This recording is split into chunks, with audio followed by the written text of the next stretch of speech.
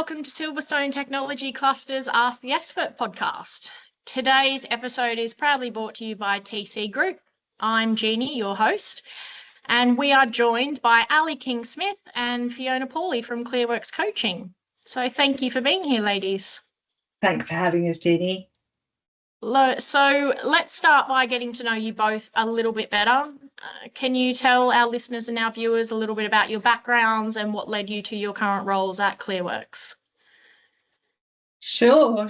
Shall I jump in, Fiona? Sure. Shall I go for it? So I'm Ali. I'm the director of Clearworks, founding director. I've been running this place since 2013, I think, and coaching since about 2005. So one of the OG in the executive coaching world. And started working really a lot with people in the STEM sector and realised that there was a real difference to how people working in STEM needed and wanted their leadership development, and that led to the forming of Clearworks in 2013. So I've been here since then. I've got a great freelance team of experts, very loyal, very connected, independent experts, and Fiona's one of those, and a member of the team. We're lucky enough to work together quite a lot now.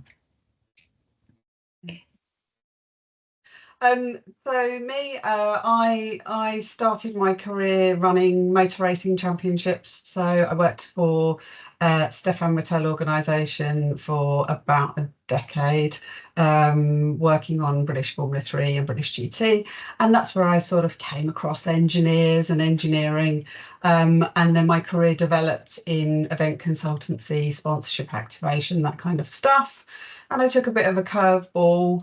And started doing coaching qualifications and training specifically as well for engineering. And so I am one of the associate team with Ali, and my preference is to work with up and coming engineers and looking at that Generation Z, kind of bringing them into the business, and helping those people develop in their leadership journey. So looking at inclusive cultures and stuff like that. So that's how we've come together, and very local to Silverstone Technology Cluster and working with the technology cluster members. So yeah, happy to be here. Lovely. So both very different but interesting journeys. So Ali, can you tell us what made you focus on the STEM sector within your business? Yeah, sure. So I was working, my background is, well, physiotherapy originally, and then in the pharmaceutical and vaccine sector. So I was already familiar with the science world, and working with experts who were becoming leaders, both in science and engineering, and then in technology later, realised that people have been judged by accuracy, by solutions, by being right all through their career. And actually that step up into being a leader, not having answers, not having solutions, and in fact being encouraged to be ambiguous or disruptive or innovative, was a big step. And actually the specifics of that really required a different sort of executive coaching from just generalised, we can coach anybody. And in fact, people working in those sectors do demand it. You know, do you get us? Do you understand our people? Have you been in this world? Do you know what it's like? So there was that. And then probably more importantly was the heart-led hope that every great scientist, great engineer has a great leader. I mean, imagine if every smart brain had a great leader, and I wasn't experiencing that to be true. So we wanted to really help people get great leaders in their organisation. And the final part, probably the third, was in the world of science and technology and engineering, often there's a moment where technical experts need to embrace commercial. So there's this clashing of cultures where science and engineering alone won't do it. You need to let the money men in, or the money women in. And that clash is a really crunchy one. And so we found that we could really bring some helpful work to that spot as well when the lead team was starting to develop once they got going to the scaling companies. Okay, thank you. So what are some of the themes that come up when you're coaching lead teams in STEM? Fiona, do you want to answer a bit, or shall I go?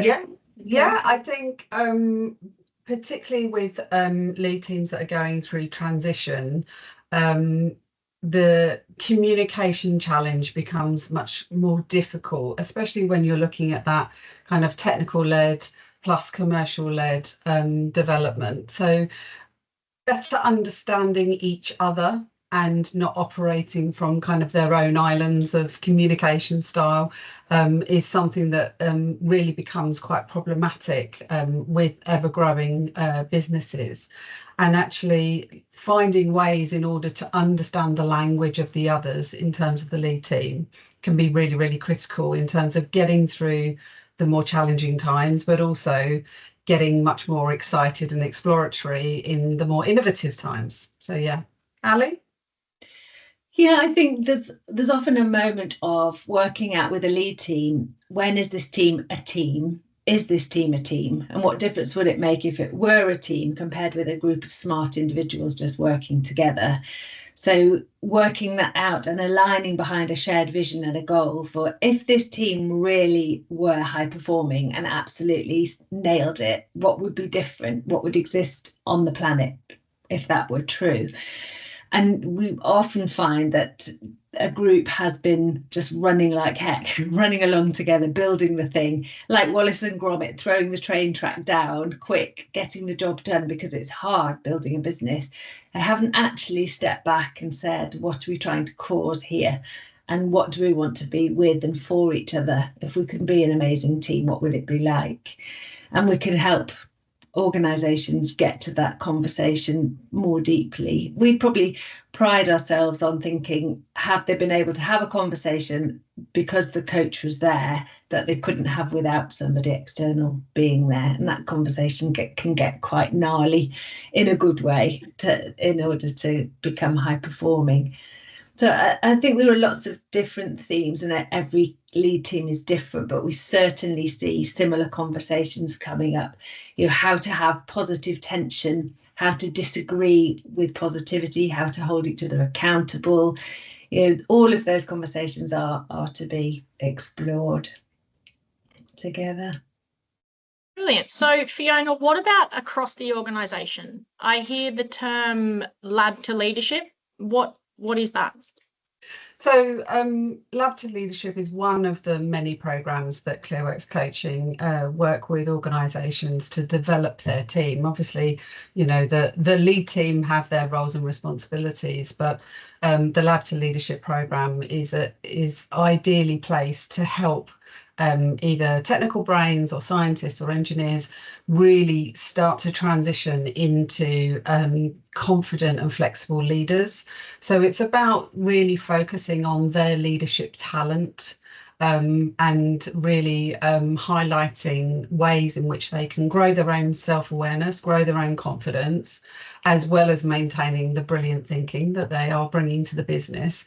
But it's also a way of future-proofing your business. So it's about getting younger talent or early talent, if you like, in the business who've got that real opportunity to become those good leaders. Like Ali said, you know, imagine if every brilliant brain had really good leadership around it, what kind of wonderful things are we going to be able to, problems to solve and things to create. So it's about really building that culture within your business and retaining that talent and expertise without losing them either to competitors out the door or out of frustration and lack of skills. So it's one of many ways that we start working with organisations at lots of different levels in order to maintain that real authentic culture that they want to achieve. Okay, thank you. So we touched a little bit earlier on how to communicate, and some of our listeners or our viewers might be thinking about their own lead teams and how they're getting on each other's nerves. How can better communication help them move past this? So a little bit like what I was saying earlier, I think quite often we travel from our own islands, from our own preferences, from our own styles. And those things generally are learnt quite organically or if you've been lucky enough to have mentorship and training and support around you. The thing that a coach can bring out in those kind of conversations, as Ali alluded to, is actually having the gnarly conversations, really putting things on the table that, you know, this isn't working for us, or this creates prohibitive development for this thing, and being able to explore that with empathy and kindness rather than resentment and anger. And then finding much better ways to better communicate with each other. So, you know, I'm sure we all have people that we work with that aren't our favourites, but actually they're integral in their own roles in order to have the success in the business. And it's about better understanding how can I adapt and flex, but also how can I explain to my team I am at my best when you talk to me this way, or we have these types of meetings, or I'm working on this type of strategy. So it's a two-way conversation in order to get the best out of the individuals so that they can really function as that high-performing team. Yeah, we often say it's really easy to lead people who are just like we are. And often when we become leaders initially, there are some people we find easy to lead and other people we find really hard to lead. And that's where the development can really make the difference for those people that feel awkward to manage. So we have some conversations, things like, why do other people feel weird? Other people just tick in a different way, have different requirements, think differently. Learning how to listen to those people really beautifully, a skill of a leader, just listening.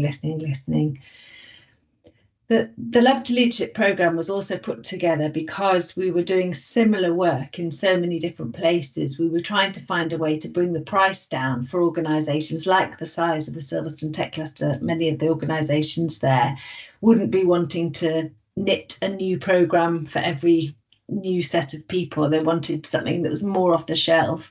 But off the shelf doesn't always work with humans who are unique. So we tried to create this Lab to Leadership, which has got a coaching approach, but you're going to know how much it's going to cost, what's involved in it, so organisations can understand the scope of the investment as well. So it feels helpful that way for the smaller companies to get going with their leadership teams. Okay, and so you've talked about some of our members. How would you go about working with an organisation that contacted you? What are the steps? Yeah, so it's usually a 4-step process that I would say we use. First step being discovery. What are they trying to cause? Why have they called us? What's the difficulty, or what's the opportunity that they're trying to get to? Then, so we could call that a diagnostics. And then the next bit would be design. So a design process can be completely bespoke, just build it fresh, or it can be using some of the skills like Lab to Leadership or coaching circles that we use. So we try and keep the design costs as low as possible, using things that have worked in different ways before. Then there's the delivery. We do the thing that we've said we're going to do. We'll get that signed off with the client. What works? Do you want it virtual? Do you want it in the room? How is it going to work best in their organisation? And then the 4th bit is evaluation and iteration. So did it work? What happened? What could be better next time? And then we'll give we'll work in partnership with the client to see if we're making cause the thing that they're aiming for. There should in there be some measures of success. Are they keeping more people? Are they getting more women into leadership positions? Whatever the measure is, that would be the process. So when you do that whole process, it can be quite long and deep with a great big organisation like GSK or one of the huge companies. That's not so appropriate with a tiny company, in which case we'll condense it and use as much as we can from what we've done before to keep the price down as low as we can for small companies. But that would be the experience for a client. They'd come and we would first of all ask them a load of questions, and we'd ask them, can we speak to some of the people involved as well? And we'd start to understand their company better that way. Okay, and looking forward and looking to the future, What challenges do you see on the horizon? What developments do you see coming up? Is there a huge shift in what you offer and what you do? I'm sure there will be. Fiona, do you want to go for it? Do you want me to jump in? You go first, and then I'll add in my thoughts. Yeah, well, agility and change have been part of our work forever and always will be. So in some ways, I could respond by saying it doesn't really matter what the changes are going to be, because there will always be changes and challenges. Our job is to help organisations listen to the world and see what's changing. There are some obvious ones like AI, and including in our industry where AI coaching will be really important. There will be very cheap, off the shelf things that organisations can buy to help coach junior managers, for example. The work that I would say that we do would be further away from that. It's more bespoke, it's more human to human. So we still anticipate being with CEOs, with the lead team, working out, what's happening to them. Are they burning out? What's the conversation that's important to have? So I don't think AI will affect all of the work that we do, but it certainly will overlap with some of the things that we used to do. Burnout and how to be in this crazy world is certainly on the rise for the work that we do. And I would say increasingly that's part of my day-to-day conversation, is how people are going to stay well, be well and stay well as things speed up. All of the work that you do, Fiona, in Gen Z, you might want to talk about some more as well, because that's certainly something that people are waking up to as well. The generational differences, they're going to be important, I'd say. Yeah, absolutely. I think touching on AI, yes, there is a place for the tool that is AI, but as Ali says, that's going to be quite sort of functional, surface level interventions. It would almost be slightly more mentoring rather than coaching. It would be potentially much more training, teaching someone something they don't know, rather than coaching. The beauty of coaching, and I think maybe we haven't really sort of touched on it on this little nugget, if people haven't experienced it, is that the person being coached genuinely has 99% of all the answers. We know ourselves very, very well. We know what we like. We know what our safety mechanisms are. We know how we want to operate. And so the role of the coach is actually to open the doors, ask the curious questions, hold the space, so that that individual can actually do lots of self-reflection and exploration in an environment. And doing that with teams, actually group coaching can bring out a whole new level of dynamics. So AI will definitely have a place, but I think in terms of the level of lead team coaching and what people will actually need, it will be much more bespoke, and it will be much more human to human. The other thing to say about AI, there is the building of it has huge unconscious bias built into it, particularly when it comes to gender. So actually the solutions being offered are going to be appropriate for some people, but not necessarily other minority groups. So there's going to be a disparity with that as well.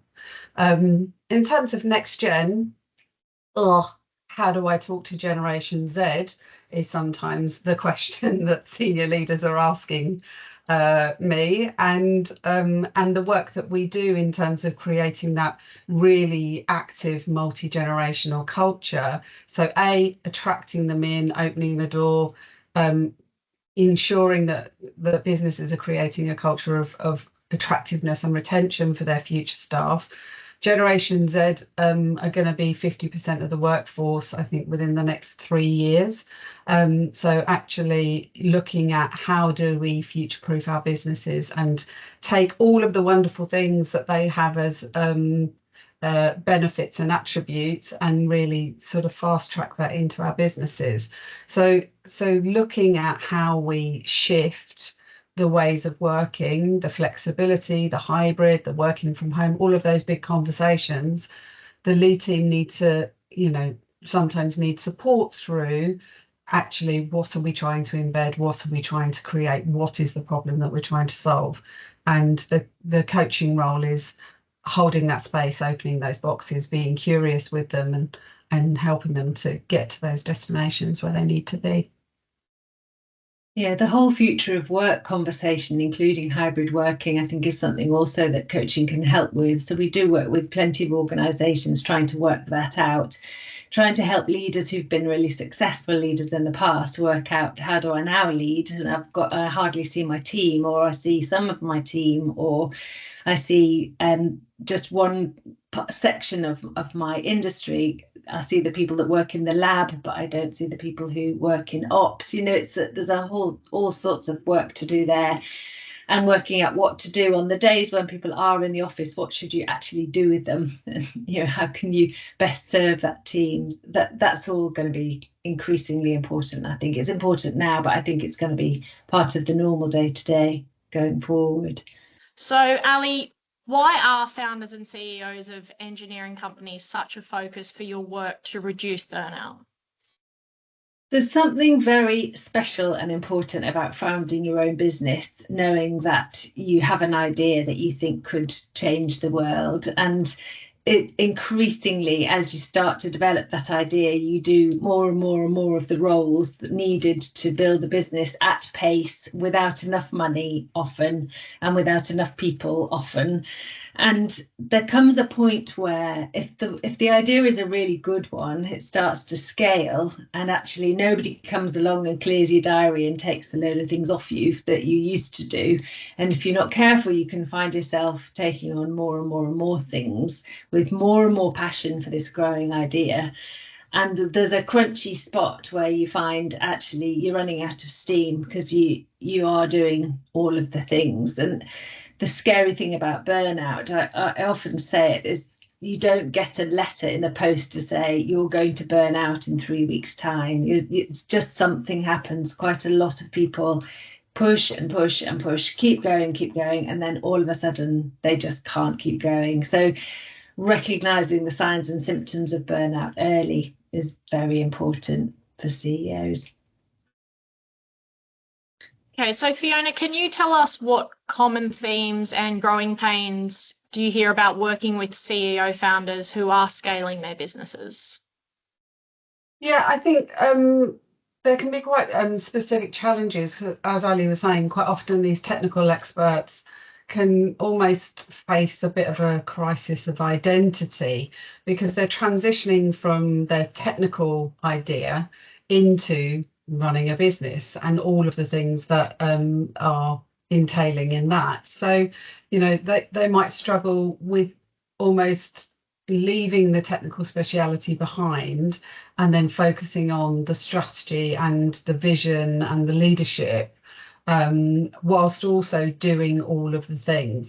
So part of the work that we do at Clearworks Coaching is really supporting those leaders in that transition of identity, going from technical expert into business owner, because there's a shift that happens or needs to happen through that, but also helping them to identify other people within their organisation to then take on those very critical roles that they can potentially no longer have capacity to do. Okay, and how would you go about working with an organisation that contacted you about this as opposed to just coaching? What's the difference in the processes? Sometimes the conversation about burnout isn't the phone call. Sometimes people do ring and say, I'm concerned about myself, I can't keep going, it's too much. I'm now hating what I loved before. So some people do say, my wife's told me I don't look well, or my friends have told me I'm not myself, or I'm losing the love for the passion I had. So that sometimes happens. They call about burnout, but usually the call is about something different, and we'll have to go hunting for all the different things that could be contributing to that.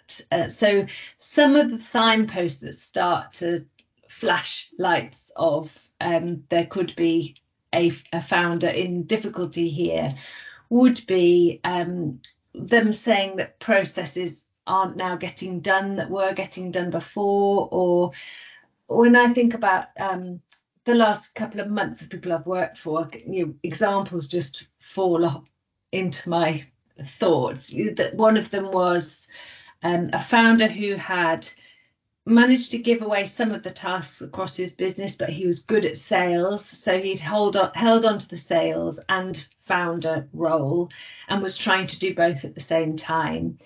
Then the Slack channel was full of questions and queries about sales, so he was answering those in the Slack channel as well as being the founder, getting the funding, doing all of that. So we hear stories of leaders stepping across two roles or more than two roles. They're really doing more than two full-time jobs, and they don't contact us saying I'm burning out. They contact us to say, can you help this lead team speed up, please? We need to do more. And our job is to help them get to that high performing team status, don't feel like they're stopping, but at the same time paying attention to the signs of the risk that they're posing to themselves in the way that they're working. I think one of the most privileged things in my world is the conversations that you have as an executive coach, that actually leaders often say, I can't have this conversation with anyone, because they are protecting their teams, they're protecting their idea, they're protecting their families, they're protecting their own ego. There's all sorts of protection going on. There's nowhere they can actually say, I'm too tired, I'm terrified, I've made a mistake. All of the things that you need to be able to say out loud, and doing that with an executive coach safely is absolutely breakthrough in terms of them getting to the bottom of what might help now in that moment that they're in.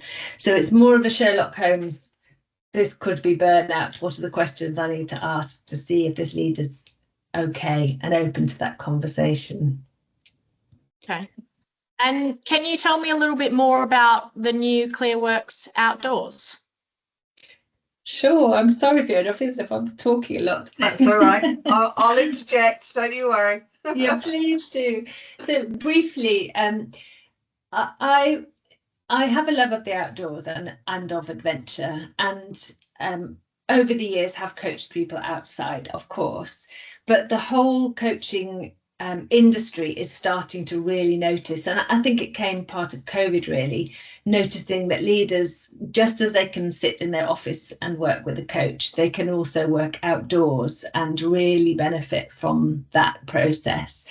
And myself, I walked last year a long national trail, so I walked the Offers Dyke Path in part of a grief journey for me. I was working through some stuff as I was walking, and suddenly realised the massive impact it had, the travelling along a trail, and what difference that was making metaphorically to my progress. So I started exploring that with willing guinea pig leaders. Would they come for a walk with me? And now we're starting to really build some on-purpose work using the outdoors, either metaphorically, what do they see when they look at a view, or actually just getting tired, walking, getting some oxygen in their lungs. Are you able to interject? Yeah, absolutely. Yeah. I think just to kind of loop back a little bit, I think like you say, quite often people, when they are experiencing that high level of stress, overwhelm and burnout, if they haven't experienced it before, they don't necessarily can recognise the signs. If they haven't experienced it before, or if they're familiar with it, they're not willing to recognise the signs. So quite often the people that we work with come to us saying, I've got a problem over here, and actually as we work with them through discovery, and we kind of start unpacking, what are you tolerating, what are the processes, what's going on with this communication, what's happening with this relationship, it comes to light that actually they are one of one when they're CEO founders, and they can't tell other people, like Ali said, I'm really worried about this thing, because they're in this sort of fight or flight protection mode. They've just got to keep going.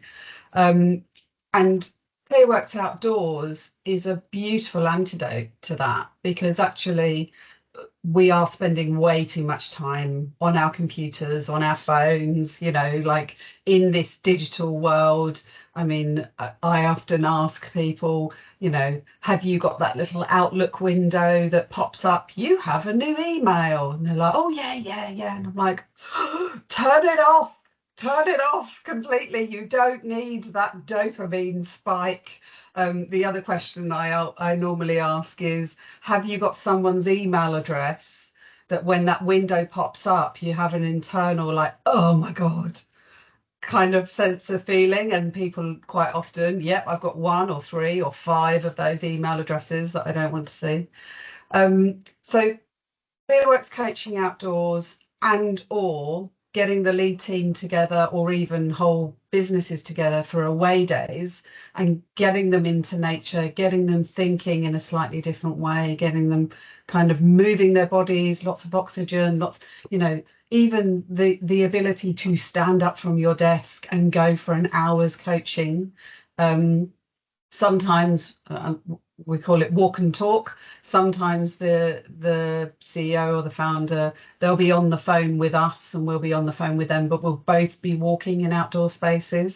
And it just creates a very different focus of the exploration that they need to do, because the whole time that we're at computers or on phones or in this highly digital, fast environment with Teams and Slack and Outlook and WhatsApp and new WhatsApp functionalities, because everyone's moving off of Meta, it's too much for us to take, and so getting a lot slower in your reflections, in your thinking, even in your talking. The beauty of a coach's role is to really listen. And what we're listening for is not only the things that you say, but the things that are missing, what's happening in between. The types of language you use. Are you only using battle language? What are your metaphors? How are you expressing yourself? And then the physicality, what I notice is XYZ is happening when you talk about this particular challenge. So it's a privilege really, to be able to take people out of that very fast-tracked experience that we are becoming more and more used to. And I think one of the first hurdles for people in that position is, I haven't got time for that. I haven't got time to stop. I haven't got time to talk to the coach. I haven't got time.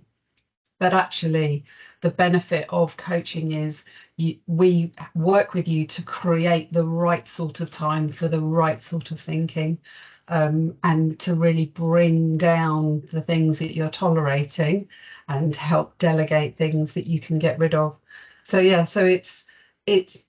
I talk it a little bit like destination marketing, like going on holiday. You can, look at the brochure and you might want a ski holiday or a beach holiday, but until you get on the holiday, a little bit like coaching, you don't really know what the experience is, but it's rich. It's a really rich experience, and giving yourself that gift to really help your own development and create the culture with others that they have permission to do the same for themselves is a great thing. One of the things I would add to that, sorry, Jeannie, was Continue. in this world of hybrid teams, bringing teams together, knowing how to make the best of that time together can be really challenging. And there are companies selling away days and retreats and things where you can go off with your team off site, and of course that would make you feel nice for a bit. But what we would suggest is worth doing is exploring how to link in your people strategy. So what are you already doing to develop leaders in the organisation, and how can you build an outdoor experience that will build on that and is sustainable and will have impact back in the business? So taking teams away to perhaps sit around a campfire, be outside, but actually what's the important conversation that you're trying to have as a team, and make sure that we stay on that. It can be really, really powerful, rather than just a sticking plaster day away to cheer people up, which is obviously a lovely thing for a short-term high, but might not get there I think it's a really great approach, and it's taking something so simple as getting some fresh air and turning it into a much bigger experience. I think that's really good. Yeah, and it doesn't have to be wildly expensive. It's surprisingly, we work in the UK with teams, so that we do have facilitators who fly people to Morocco and do amazing things in the mountains, and we can do that. But as an offer that's more likely to be a Silverstone Technology Cluster thing, it doesn't have to be a huge undertaking. It can just be in the woods. It can be, well, there's some great venues like Campwell near Bristol where they've got amazing teepees and campfires and things that you can really be transformational in your conversations and the way that you deliver it. It doesn't have to be inside a hotel to have great impact. And I think I have noticed that some of the Silverstone Park businesses very much are getting outside at lunchtime. You see lots of people walking around the park at lunchtime, and I imagine those conversations are really enriching, even with peer-to-peer, for 20 minutes, half an hour, to just get people away from their desks and thinking slightly clearer, rather than from the high adrenaline that we can sometimes operate from.